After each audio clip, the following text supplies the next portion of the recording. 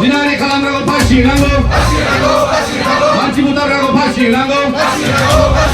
Gonale kalotargo pasinago. পাইছো ইতিমধ্যে এটা সিদ্ধান্ত লৈছে অতি সোনকালে অসমৰ মন্ত্ৰী পীযুষ হাজৰিকা ডাঙৰীয়াৰ নেতৃত্বত অতি সোনকালেই মানে দুধনৈত আহিব বুলি আমি এটা খবৰ পাইছোঁ। মুখ্যমন্ত্ৰীক যিহেতু আহ্বান জনোৱা হৈছে, গতিকে মই ভাবোঁ মুখ্যমন্ত্ৰীয়ে মন্ত্ৰীৰ এটা দল তেওঁ নিশ্চয় পঠাব। কিছুমান কাৰণত হয়তো এইটো হোৱা নাছিল, কিন্তু এতিয়া আমি গম পাইছোঁ তেখেতে দুধনৈ ভিজিট কৰিবলৈ পীযুষ হাজৰিকা আহি আছে বুলি আমি গম পাইছোঁ। গতিকে ইয়াৰ পিছত যি ব্যৱস্থা ল'ব লগা থাকিব নিশ্চয় মুখ্যমন্ত্ৰীয়ে ল'ব বুলি আমি বৈষম্যমূলক আচৰণ বুলি আমি ভাবিবলৈ বাধ্য হৈছোঁ। আজি আৰু অহাকালি 28-29 কোকৰাঝাৰ এই সদৰ থলত আমি পুনৰবাৰ ধৰ্ণাত বহিছোঁ। দুধনৈ কাণ্ডত উচিত ন্যায় বিচাৰ আমাক লাগিবই, ফাষ্ট ট্ৰেক কোৰ্ট আমাক লাগিবই, আৰু যি ভুক্তভোগী পৰিয়াল ভিক্টিম ফেমিলিক সাহায্য কম্পেনচেশ্যন দিবই লাগিব। আৰু আমি এইটোৱে মানে ধাৰণা কৰিছোঁ, ধন আলি যিগৰাকীয়ে ৰাস মেলাত কিশোৰী এগৰাকীক ধৰ্ষণ কৰিছিল, বেইলত আহিল 3 মাহ পিছত, ইয়াৰ পিছত গণধৰ্ষণ দলবদ্ধ ধৰ্ষণত লিপ্ত হ'ল বৈশাগু চাবলৈ যোৱা এই 2গৰাকী কিশোৰীৰ ওপৰত। ইয়াৰ পিছত আকৌ সি হত্যাকাণ্ডত লিপ্ত হ'ল। তিনিটা ঘটনা কৰা এই যি মহা এটা যি ঘটনা, ইয়াৰ ওপৰত চৰকাৰৰ যি তৎপৰতা হ'ব লাগিছিল। কোকৰাঝাৰৰ মাটিৰ বিবাদ হৈছে, মন্ত্ৰী আহিছে, মাজবাটত 2জন মন্ত্ৰী গৈছে, আৰু ঢেকীয়াজুলি কাণ্ডত মন্ত্ৰী গৈছে, যোৱাকালি ঠেলামাৰাত আকৌ এটা কাণ্ড হৈছে, ৰেপ নিচিনা এটা কাণ্ড।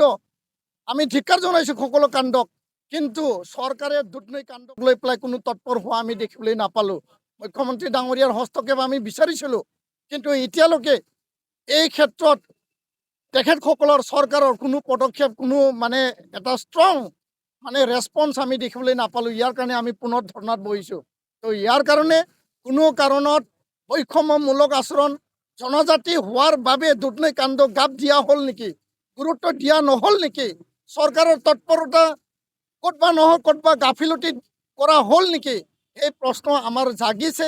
ইয়াৰ কাৰণে এই সৰু সৰু আন্দোলনৰ পৰা বৃহৎ আন্দোলন হ'ব।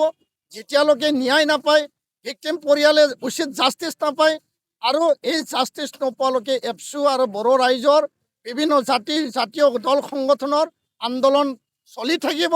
বৃহৎ আন্দোলন হ'ব, গণ আন্দোলন হ'ব।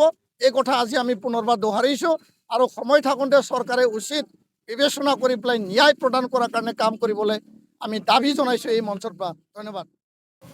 হয়, এতিয়া আমাৰ যোনখন দুধনৈ অঞ্চলৰ যোনটো 3 মে তাৰিখে যোনখন ধৰ্ষণ কাণ্ড, সেইটো মোৰ গাঁৱৰে হয়। যোনটো ঘটনাটো হৈ গৈছে, যেতিয়া ঘটনাটো হোৱাৰ পাছত আমি 3 মে'টো ঘটনাটো হৈছে, আমি 4 তাৰিখে গম পাইছোঁ ঘটনাটো। তো যেতিয়া ঘটনাটো আমি গম পাইছোঁ, কিছুমান ফটোবিলাক আমি পাইছোঁ, ভাইৰেল হোৱা ফটো, যোনে মানে ৰেপ কৰি খোৱা ভিক্টিমবিলাকৰ। তো যেতিয়া ঘটনাটো গম পাই বুলি আমি সেইটো টাইমত আৰু ইলেকশ্যনৰ সময় আছিল, সেইটো টাইমত আমি গাঁৱৰ বিশেষ কেইজনমান লগত আৰু VDP পাৰ্টি যিহেতু ইলেকশ্যনৰ সময়ত ডিউটি দি থকা টাইমত আমি যোনখন ৰেপ কৰিছে, তেওঁলোকে কৰিছে নে নাই, কিবা কি কৰিছে, আমি জাষ্ট খালি আলোচনা মৰ্মে বা কথাবিলাক হয় নহয় সঠিক জাষ্ট এটা খবৰ বা আমি আলোচনা কৰিবলৈহে তেওঁলোকৰ Dinari kalamrago pasinago. Manchi mutarrago